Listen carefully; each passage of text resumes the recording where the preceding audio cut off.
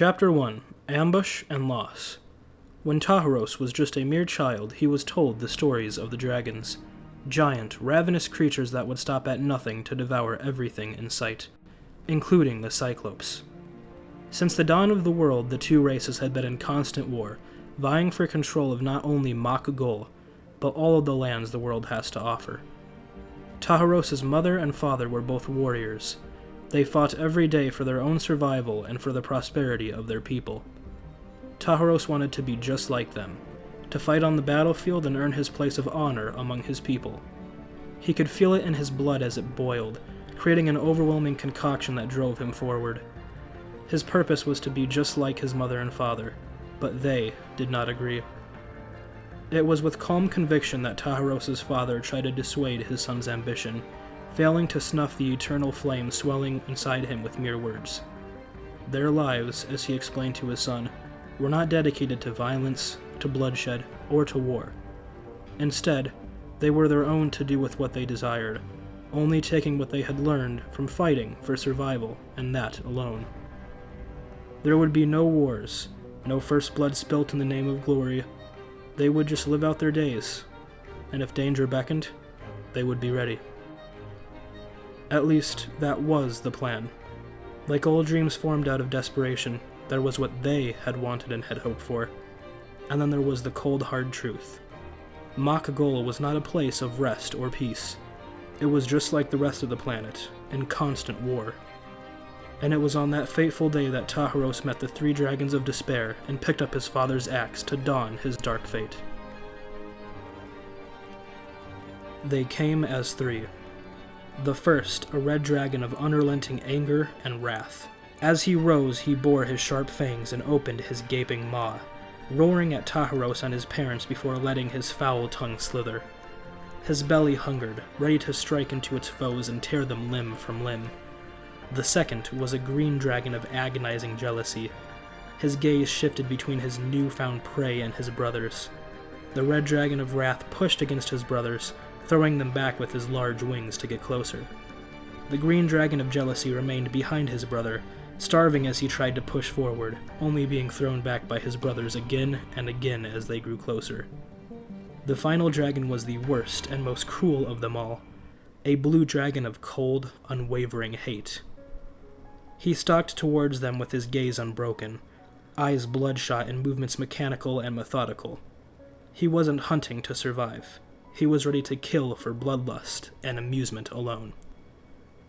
Taharos' father drew his mighty axe, and Taharos' mother her deadly blade, together readying themselves for the onslaught as they stepped in front of their son. Guarding him with their lives, Taharos' parents struck at the great dragons. Dodging and weaving from the attacks, the massive beasts readied themselves for their most powerful attack.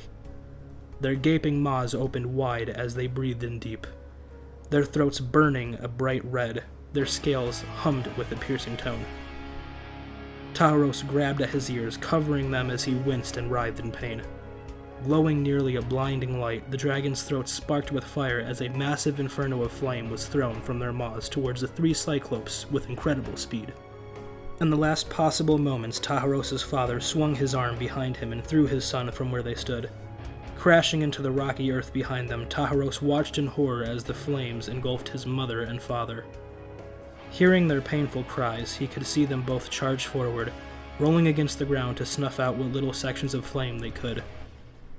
Despite the pain and fatal burns, they kept moving forward. Throwing their weapons forward in their final unified slash, Taharos' parents were met with a swift and crushing blow from the tails of each massive dragon. Falling to their knees, Taharos could only watch as they were hit again and again by the tails. If it wasn't horrifying enough, he closed his eye as he heard the dreadful screeching of the dragon's flames engulfing his mother and father once more. This time, there were no movements made by them. Taharos' parents were dead. Peering from the rocky walls that he was thrown behind, Taharos watched in horror as the dragons reached for his parents' bodies, ready to rip them apart and feast on what remained. Tears swelled from his bloodshot eye as his sorrow turned to blinding rage. Yelling from behind the rocks, he revealed himself to the dragons. Charging forward, he dodged every snap and strike the dragons tried to land on him.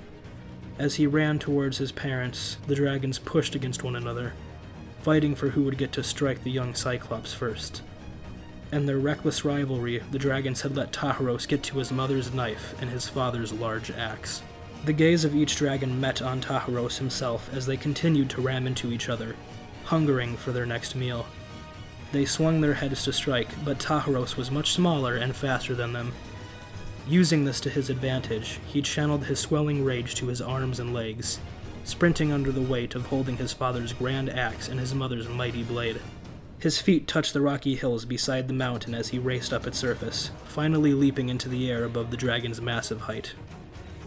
Roaring out a scream of pain and hate, Taharos took his mother's blade and slashed the red dragon's throat, landing a fatal blow as the dragon struggled to breathe its final breath.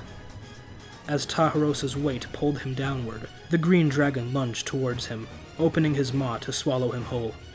Maneuvering his entire body and weight, Taharos aimed for the mighty beast's eye, and kicked as hard as he could, driving his metal boot directly through the monster's eye and breaking through its eye socket, forcing all of his weight down upon it. The beast was dead in an instant, and as its body began to fall, Taharos locked his tormented gaze upon the final dragon, the blue dragon of hate.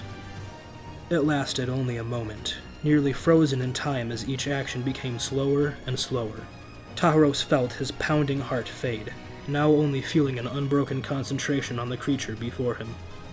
His enemy, his newfound prey. The dragon's throat began to burn with a scalding heat as it prepared to unleash a massive flame. Lifting his right arm, Taharos squeezed on the handle of the great axe, screaming as his eyes sparked with undying rage. He threw his entire arm downward, forcing all of his weight into his swing as he fell towards the dragon. The blue dragon of hate looked upwards as the axe buried itself into its skull, digging deeper and deeper until its blade completely pierced its brain.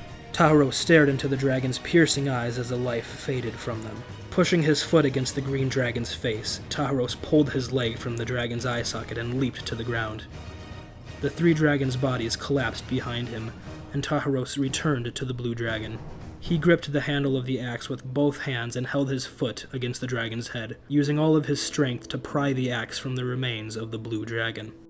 Panting and breathing heavily, Taharos collapsed to his knees. Grasping at his chest, his eyes swelled with tears, and he screamed out in agony, mourning for the loss of his parents.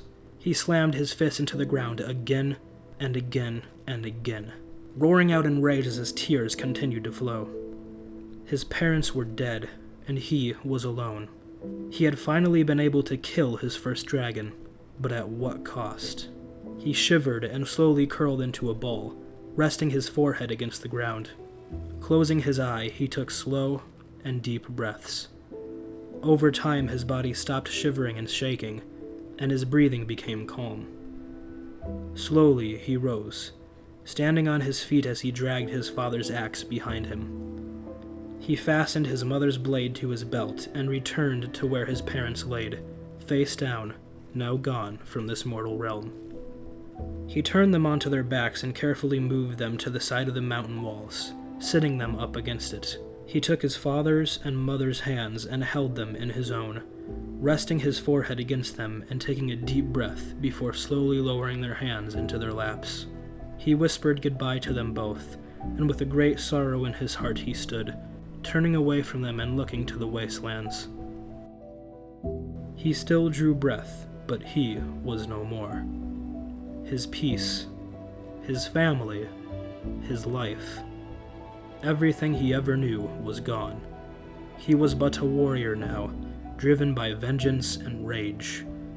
He clenched his hand into a tight fist and bared his teeth. Mother, Father, this world has taken you from me, but I will have my revenge. I won't stop until each and every one of them are eliminated from this world. Goodbye.